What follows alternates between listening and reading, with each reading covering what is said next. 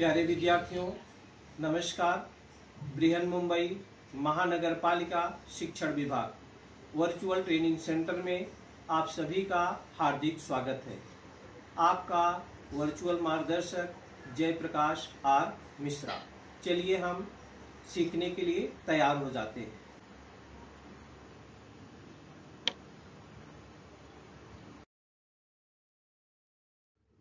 आज हम लोग कक्षा 9वीं विषय विज्ञान और प्रौद्योगिकी, जिसको हम साइंस एंड टेक्नोलॉजी बोलते हैं। बच्चों, आज का अपना टॉपिक है हमारे उपयोगी पदार्थ। हमारे उपयोगी पदार्थ पार्ट फर्स्ट वीडियो में हम लोगों ने अपने जो लवण होते हैं उसके बारे में हम लोगों ने सीखा था। दैनिक जीवन के महत्वपूर्ण लवण, जिसमें हमने सोडियम क्लोराइड और सोडियम बाइकार्बोनेट, वॉशिंग सोडा, इस सब के बारे में हम लोगों ने जानकारी लिया था। इस पार्ट में बच्चों सब्सटेंसेस इन कॉमन यूज में तीन चीजें थी। हमने कहा था आपसे कि हम 3 वीडियो आपको इसमें बताएंगे। हमारे उपयोगी पदार्थ में दैनिक जीवन के महत्वपूर्ण लवण, इसके बारे में हम लोगों ने पार्ट 1 वीडियो में चर्चा की है। सोडियम क्लोराइड के बारे में, सोडियम क्लोराइड के बारे में देखा था हम लोगों ने। सोडियम बाइकार्बोनेट के बारे में NaHCO3 और वॉशिंग Na2CO3, ये क्या है? Washing soda. इसके अलावा हम लोगों ने ब्लीचिंग पाउडर, जिसको कैल्शियम ऑक्सीक्लोराइड भी बोलते हैं, उसके बारे में भी, उसके गुणधर्मों के बारे में भी हम लोगों ने चर्चा किया था। आज हम इस वीडियो में रेडियो सक्रिय पदार्थ, रेडियो एक्टिव सब्सटेंसेस, इसके बारे में आप लोगों से चर्चा करेंगे। दैनिक जीवन के कुछ रासायनिक पदार्थ हैं, इसको हम तीसरे वीडियो में आप लोगों से साझा करेंगे बच्चों। तो चलिए हम रेडियोधर्मी पदार्थ माने रेडियो एक्टिव सब्सटेंस, ये क्या होते हैं, पहले हम इसके बारे में जानकारी करते हैं। बच्चों, रेडियोधर्मी जो पदार्थ होते हैं, जैसे आपने नाम सुना होगा कि यूरेनियम, थोरियम और रेडियम जैसे ये उच्च परमाणु क्रमांक के तत्वों से अदृश्य, अत्यंत भेदक और उच्च दर्जे वाली किरणों के स्वयं प्रेरणा से उत्सर्जित होने के गुणधर्म को रेडियो सक्रियता कहते हैं। और यह गुणधर्म प्रदर्शित करने वाले पदार्थों को हम रेडियोधर्मी पदार्थ भी कहते हैं। बच्चों, रेडियोधर्मी जो तत्व होते हैं उसके नाभिक अस्थिर होते हैं, उनके नाभिक से किरणें उत्सर्जित होती हैं। रेडियो सक्रिय पदार्थों का हमारे दैनिक जीवन से बच्चों बहुत संबंध है।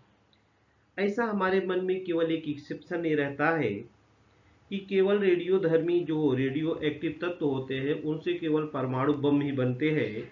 ये अफवाहें गलत है बच्चों, कि रेडियो एक्टिव तत्व का उपयोग केवल परमाणु बम बनाने के लिए किया जाता है। बच्चों, इसका उपयोग बहुत सारी जगह रेडियोधर्मी पदार्थों का किया जाता है, जैसे हम आगे बताएंगे। अनुसंधान की ही वैज्ञानिक अनुसंधान में भी किया जाता है, कृषि में किया जाता है, उद्योग, वनस्पति, ऐसी सभी सारी चीजों में रेडियोधर्मी पदार्थों का उपयोग किया जाता है।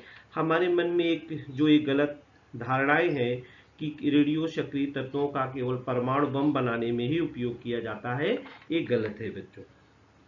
तो रेडियोधर्मी जो पदार्थ जो है बच्चों, इससे जो उत्सर्जित किरणें होती है वो 3 प्रकार की होती हैं। जहाँ ये देखिए अल्फा किरणें हैं, ये बीटा किरणें हैं और ये गामा किरणें हैं। इससे उत्सर्जित होने वाली ये 3 किरणें होती है बच्चों।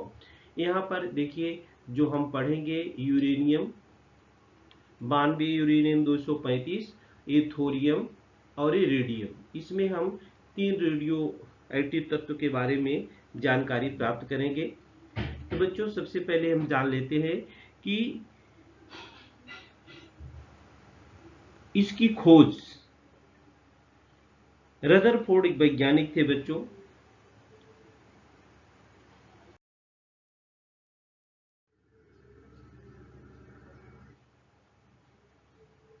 जो रेडियो सक्रिय किरणों के स्वरूप है, रदरफोर्ड ने, ये वैज्ञानिक थे रदरफोर्ड, इन्होंने 1899 में रेडियम 2 भिन्न प्रकार की किरणें उत्सर्जित करता है इसकी खोज की थी। इन किरणों को अल्फा और बीटा किरणें कहते हैं। बिलार्ड ने, एक वैज्ञानिक थे बच्चों बिलार्ड, उन्होंने तीसरी गामा किरण की खोज की। दो विपरीत विद्युत आवेश वाली पट्टियों में से एक किरणें प्रवाहित करने पर वे अलग हो जाती हैं और यह पद्धति रदरफोर्ड ने ही 1902 में बताया था। रदरफोर्ड और बिलार्ड ने विभिन्न रेडियोएक्टिव सक्रिय पदार्थों से उत्सर्जित होने वाली किरणों का अध्ययन करने के लिए किरणों को विद्युतीय क्षेत्र से प्रवाहित होने दिया और उनके मार्ग में छाया चित्रण पट्टी रखी। ये देखिए, ये अल्फा बीटा गामा किरणें हैं, इनके मार्ग में पट्टी रखी। तो उन्होंने इसके गुणधर्मों के आधार पर देखा। तब एक किरण, ये देखिए यहाँ पर प्लस भी निशान है और यहाँ पर माइनस का भी निशान है। ये छाया पट्टी रखा है, यहाँ पर एक किरणें हैं, यहाँ पर उन्होंने छाया चित्रण पट्टी रख दिया है। तब उन्होंने 3 प्रकार की किरणें विभाजित होते हुए देखा। एक किरण ऋणावेशित पट्टी की ओर, एक किरण क्या होती है, ये देखिए बच्चों, एक किरण ऋणावेशित पट्टी की ओर थोड़ी सी क्या होती है, विचलित हो जाती है। दूसरी किरण, ये दूसरी किरण जो बीटा थी, ये धनावेशित की तरफ जो विचलित हो गई। परंतु तीसरी किरण विद्युत क्षेत्र में उसका, ये देखिए, विचलन नहीं हुआ, ये सीधे आगे चली गई। तो आगे चलती हुई दिखाई देती है। ऋणावेशित पट्टी की ओर थोड़ी विचलित होने वाली किरणों को, ये ऋणावेशित की ओर जो थोड़ी विचलित हो गई, इसको अल्फा किरण का नाम दिया गया। जो धनावेशित की ओर विचलित हुई उसको बीटा किरण का नाम दिया गया। और जो एकदम विचलित नहीं हुई उसको जो होता है अविचलित किरणें जो है, ये बीच वाली देखिए, ये पूरा अविचलित किरणें है, इधर चली गई पूरा, इसको जो होता है गामा किरण का नाम दिया गया। इसको क्या दिया गया बच्चों, गामा किरण का नाम। अब देखिए इसकी जो भेदन क्षमता है, इसकी जो भेदन क्षमता है वो किस प्रकार से है। ये देखिए, ये पेपर की पट्टी है, ये पेपर है, ये पेपर की पट्टी है, स्टील की पट्टी है, लेड की पट्टी है। तो इस प्रकार की जो हम बीच में 3 पट्टियां रखते हैं। अल्फा किरणें क्या होती है बच्चों, ये देखिए, अल्फा किरणें, ये बीटा किरणें, ये गामा किरणें हैं।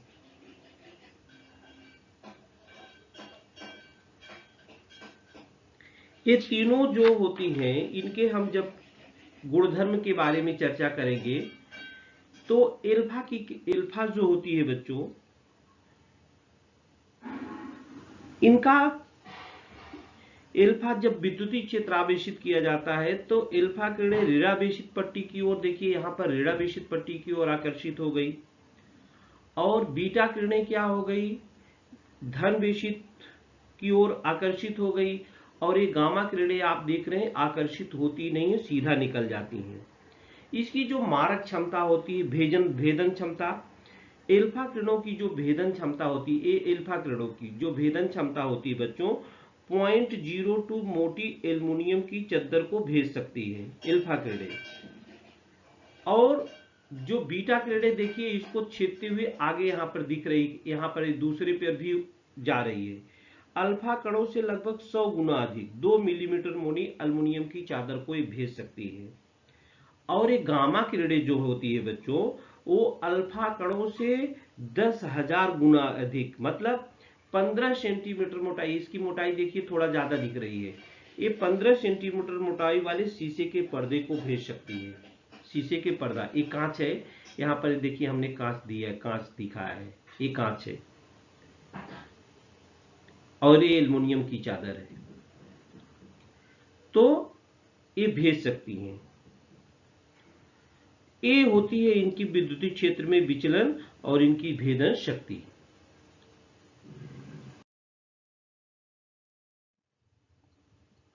ये देखिए यहाँ पर लिखा गया है, स्वरूप है। ये गुणधर्म में इसका स्वरूप अल्फा किरणों का, बीटा किरणों का, गामा किरणों का। स्वरूप अल्फा कणों का प्रवाह, बीटा पर देखिए यहाँ पर He++ माने धनावेशित, बीटा कणों का प्रवाह यहाँ पर ये ऋणावेशित है, और ये गामा किरणें विद्युत चुंबकीय किरणें हैं। द्रव्यमान इसका कितना होता है 4.0028, और इसका 0.000548, और ये गामा किरणें क्या है, ये द्रव्यमान रहित है।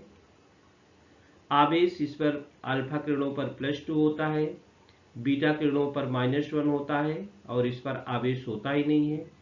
इसका वेग, अल्फा किरणों का वेग प्रकाश के वेग का 1/5 से 1/20 गुना होता है। बीटा किरणों का वेग प्रकाश के वेग पे 1/5 से 9/10 गुना होता है। और गामा किरणों का वेग जो होता है प्रकाश का वेग 3×10⁸ मीटर/सेकंड के बराबर होता है। ये विद्युत क्षेत्रों में विचलन हम लोगों ने देखा था, भेदन शक्ति भी देखा था। आयनीकरण अति उच्च होती है, बीटा किरणों की कम होती है, और गामा किरणों की अत्यंत ही कम होती है। अस्फुट निर्माण करने की शक्ति अधिक परिमाण में होती है, ये अल्प परिमाण में बीटा किरणों में होती है, और गामा किरणों में बहुत ही कम होती है। ये देखिए कैसे अल्फा किरणें, बीटा किरणें और गामा किरणें तीनों को दिखाई गई है कैसे चलती है। ये देखिए एक्सरे मशीन में इन लोगों का उपयोग ये गामा किरणों का किया जाता है जब हम एक्सरे लेने के लिए जाते हैं बच्चों। आगे हम ये रेडियो सक्रिय समस्थानिक जो होते हैं इसके उसके उपयोग के बारे में आप लोगों को जानकारी देंगे बच्चों। जैसे हमने शुरू में बताया कि हमारी कुछ गलत धारणाएं भी हैं, कुछ अफवाहें भी हैं कि खाली हम रेडियो सक्रिय तत्वों का उपयोग केवल परमाणु बम, एटम बम बनाने में किया जाता है। ऐसा नहीं है। इनकी खोज जो होती है, use of radio active isotopes का हमने आपको बताया, वैज्ञानिक अनुसंधान में, कृषि उद्योग में, औषधि, वनस्पति इत्यादि अनेक क्षेत्रों में इसका किया जाता है। अभी भी एक उपयोग आपको करके बताएंगे मने। तो रेडियो सक्रिय जो पदार्थ हैं बच्चों, इनका उपयोग 2 प्रकार से किया जाता है। ये देखिए अपने शरीर की कोई भी बीमारी ज्ञात करनी है तो इसमें रेडियो सक्रिय पदार्थों का जो होता है उपयोग किया जाता है।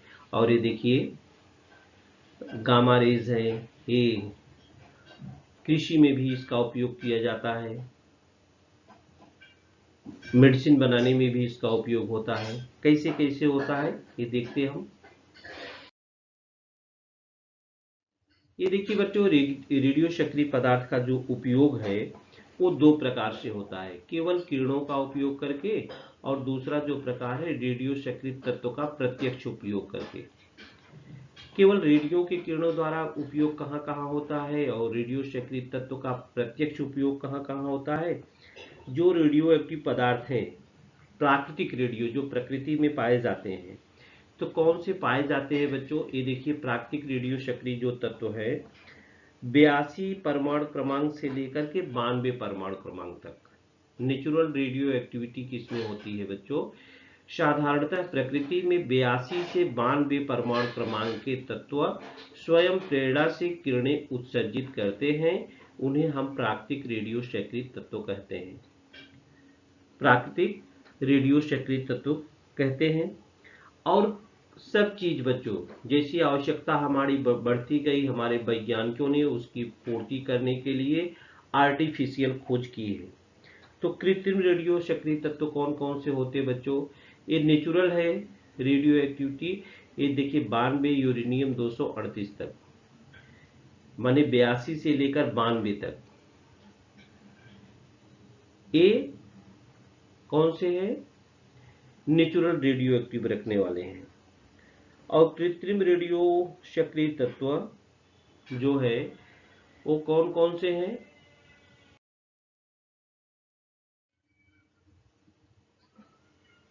कृत्रिम रेडियो सक्रिय तत्व artificial radio active elements. Frederic Joliot Curie, ये वैज्ञानिक थे बच्चों, दोनों पति पत्नी, फ्रेडरिक जोलियो-क्यूरी और आइरिन जोलियो-क्यूरी नाम के दंपति ने सर्वप्रथम कृत्रिम रेडियो सक्रिय तत्व की खोज की। इन दोनों ने, पति पत्नी ने, प्रयोगशाला में कणों की बौछारों द्वारा किए जाने वाले परमाणु नाभिक में विघटन क्रिया से उत्पन्न होने वाले रेडियो सक्रिय तत्व को कृत्रिम रेडियो सक्रिय तत्व कहते हैं। और इसी खोज के कारण इनको सन 1935 में नोबेल पुरस्कार दिया गया। तो एक तो होता है 82 परमाणु क्रमांक से लेकर के 92 परमाणु क्रमांक तक, ये होते हैं नेचुरल रेडियो एक्टिव तत्व होते हैं। और कृत्रिम रेडियो एक्टिव तत्व की खोज फ्रेडरिक जोलियो-क्यूरी और आइरिन जोलियो-क्यूरी नाम के दंपति ने की थी बच्चों। और इस खोज के लिए उनको 1935 में नोबेल पुरस्कार भी मिल चुका है। 1935 में इनको क्या किया है, नोबेल पुरस्कार भी मिल चुका है। अब जो रेडियो सक्रिय समस्थानिकों के विभिन्न क्षेत्रों में उनका उपयोग हम किस प्रकार से करते हैं। सबसे पहले इसका इंडस्ट्रियल में उपयोग हम करते हैं, कृषि क्षेत्र में कैसे उपयोग होता है, चिकित्सा क्षेत्र में कैसे उपयोग होता है, ये सब की जानकारी मुख्य रूप से यही बच्चों की इंडस्ट्री में इसका हम कैसे उपयोग करते हैं, और कृषि में, एग्रीकल्चर में, और मेडिकल लाइन में इसका हम उपयोग कैसे करते हैं रेडियो एक्टिव पदार्थों का। जैसे हमने सबसे पहले बताया कि एक्सेप्शन पहले माना जाता था अपवाद, कि हमारे दिमाग में ही धारणा है कि यूरेनियम का उपयोग केवल परमाणु बम बनाने के लिए किया जाता है, लेकिन ऐसा नहीं है। यूरेनियम का उपयोग अनुसंधान, कृषि, उद्योग, औषधि, वनस्पति इत्यादि अनेक क्षेत्रों में इसका उपयोग हम लोग करते हैं। तो चलते देखते हैं बच्चों, पहले औद्योगिक क्षेत्र में देखते हैं। औद्योगिक क्षेत्र में पहले आता है रेडियोग्राफी। अब इंडस्ट्री में कैसे इसका उपयोग हम करते हैं बच्चों।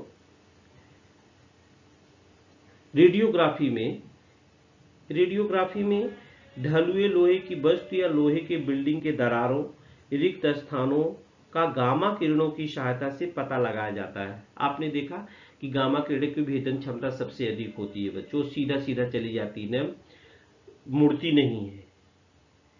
तो ढलुआ लोहे की वस्तु जब बनाते हैं, कहीं पर दरार तो नहीं है, ऐसा कुछ नहीं है, तो इसके लिए हम यूरेनियम के किस किस भाग का जो होता है वो पता था। कोबाल्ट 60, इरेडियम 192 जैसे समस्थानिकों का उपयोग करके रेडियोग्राफी करने के कैमरे में किया जाता है।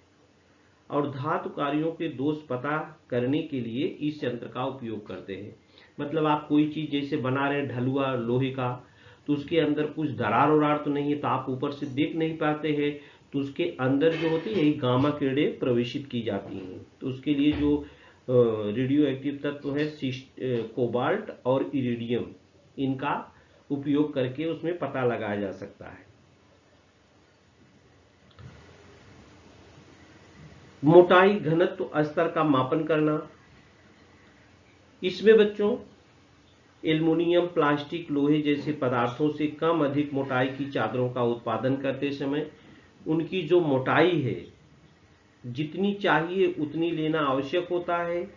उत्पादन करते समय एक पक्ष में रेडियो सक्रिय पदार्थ और दूसरे क्षेत्र में रेडियो सक्रिय मापन यंत्र होता है, और मापन यंत्र द्वारा दर्शाई गई उत्सर्जित किरणें चादर की मोटाई के आधार पर कम ज्यादा होती हैं। इस तकनीक की सहायता से पैकिंग के माल की भी जांच की जा सकती है।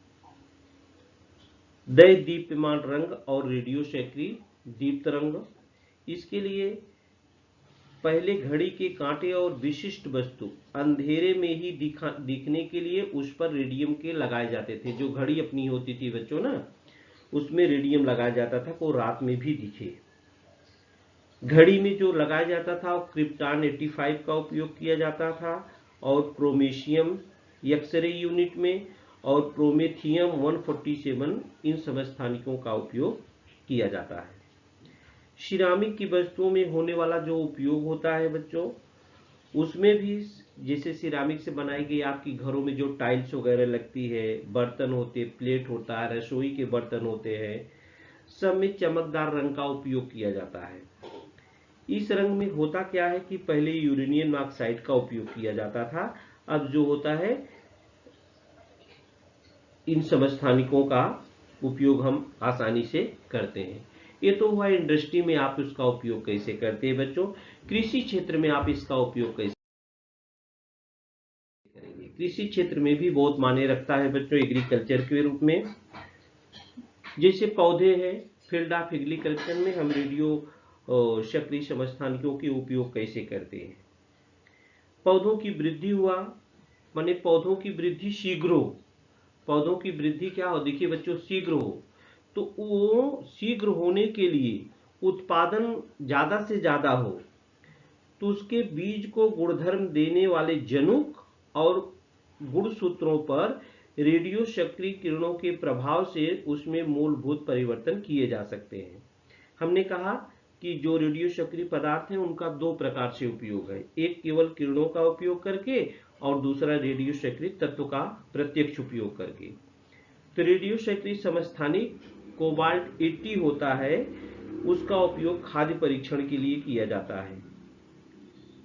कोबाल्ट 80 बच्चों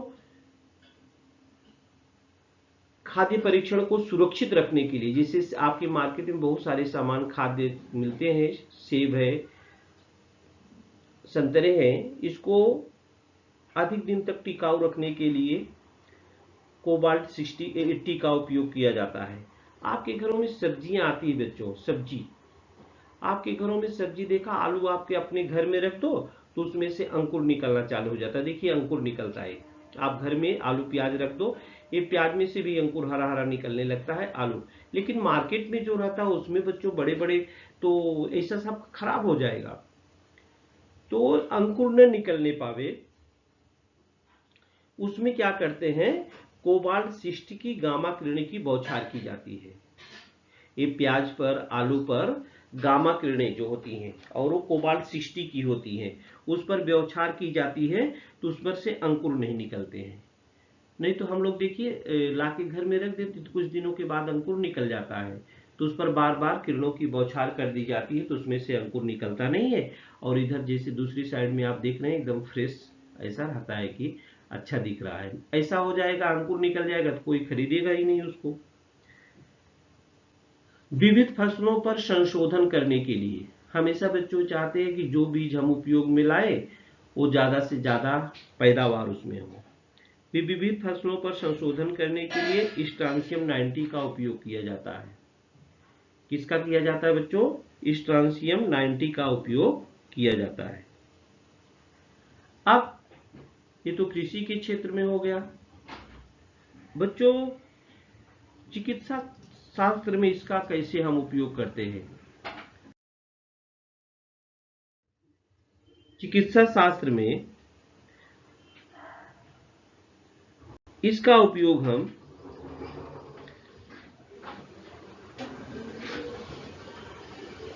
पॉलीसाइथेमिया के रूप में इसका उपयोग करते हैं। हम चिकित्सा शास्त्र में हड्डियों के कैंसर का उपयोग लगाने के लिए हम करते हैं, हाइपरथायराइड डिजीज करते हैं, और मस्तिष्क का जो ट्यूमर होता है उसके लिए हम रेडियो सक्रिय पदार्थों का उपयोग करके हम पता लगाते हैं। पॉलीसाइथेमिया क्या है बच्चों, पॉलीसाइथेमिया इस रोग में लाल रक्त कणों की रक्त में मात्रा बढ़ती है और इस रोग के उपचार के लिए फास्फोरस 32 का उपयोग किया जाता है। और जो ये हड्डियों का कैंसर है, हड्डियों का कैंसर, इसका उपचार करते समय स्ट्रांसियम 89, स्ट्रांसियम 90 और समारियम 153 और रेडियम 223 का उपयोग किया जाता है। और हाइपरथायराइडिज्म में ये देखिए ए है पॉलीसाइमेथीमिया, ए पहला वाला जो हमने बताया।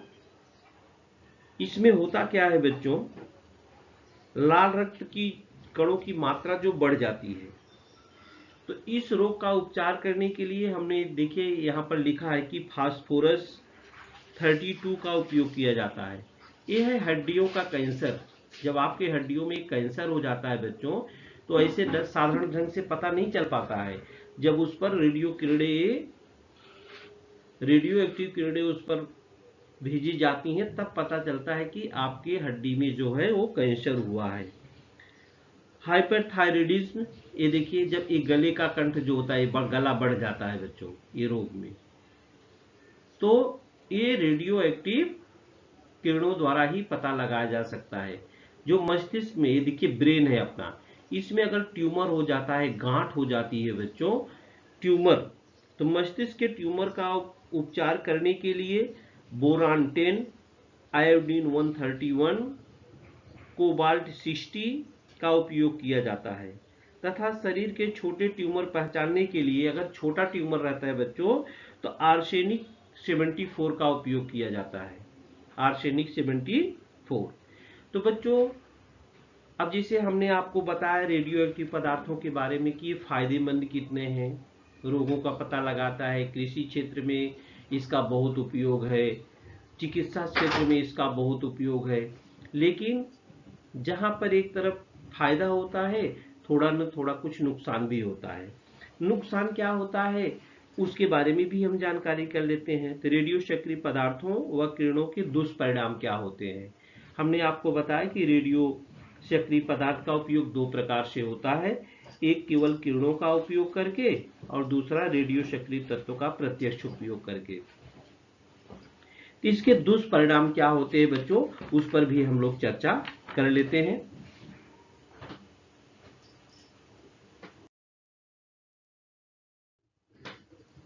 रेडियो सक्रिय पदार्थों की किरणों के दुष्परिणाम। रेडियो सक्रिय किरणों के कारण जो मध्यवर्ती तंत्रिका तंत्र होती है उसको हानि पहुंचती है। शरीर के डीएनए पर किरणों के हमले से आनुवांशिक दोष निर्मित होते हैं। रेडियो सक्रिय किरणें त्वचा को भेद कर अंदर जा सकती हैं। इस कारण त्वचा का कर्क रोग, ल्यूकेमिया जैसे रोग होते हैं। विस्फोट से उत्पन्न होने वाले रेडियो सक्रिय प्रदूषक हवा द्वारा शरीर में प्रवेश करते हैं, इसलिए उन पर नियंत्रण रखना कठिन है।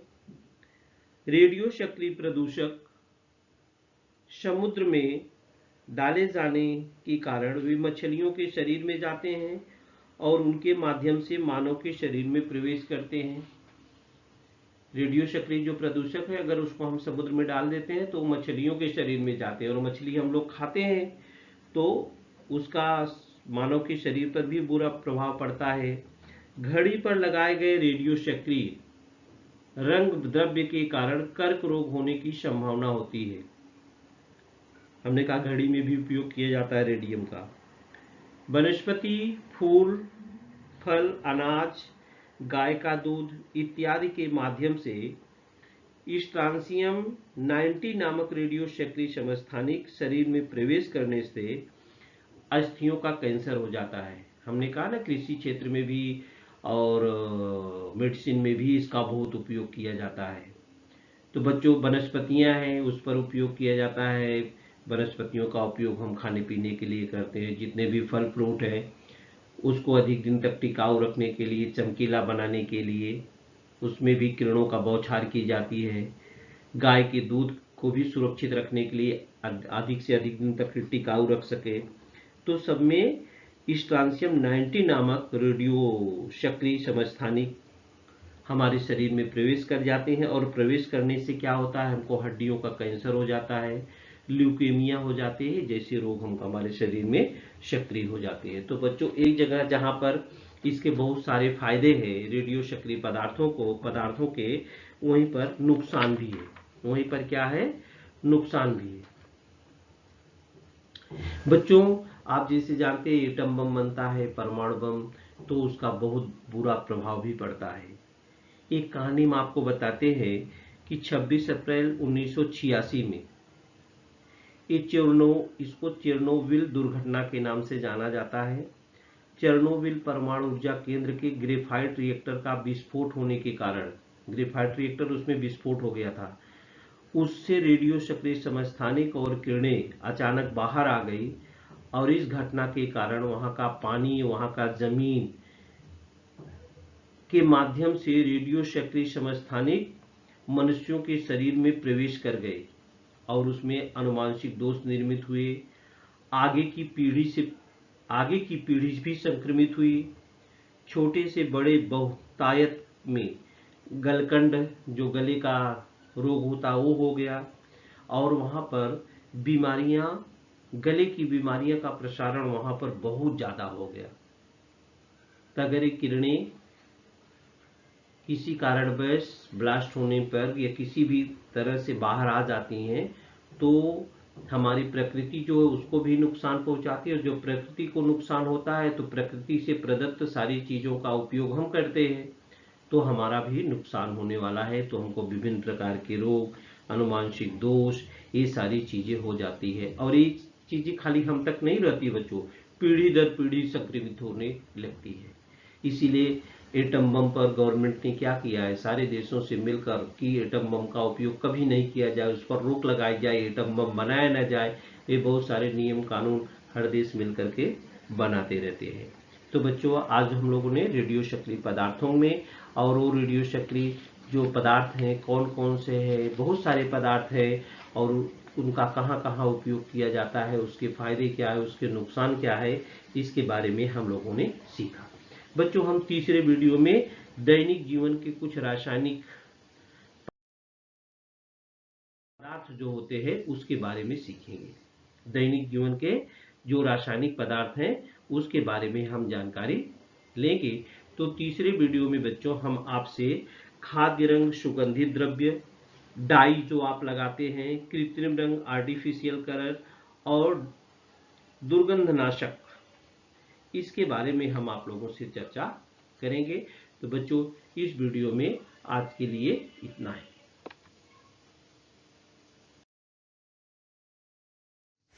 प्यारे विद्यार्थियों, हमने जो आज सीखा, हमें पूर्ण विश्वास है आप उसको अच्छी तरह से सीख चुके हैं और उसका आप अच्छी तरह से अभ्यास भी करेंगे।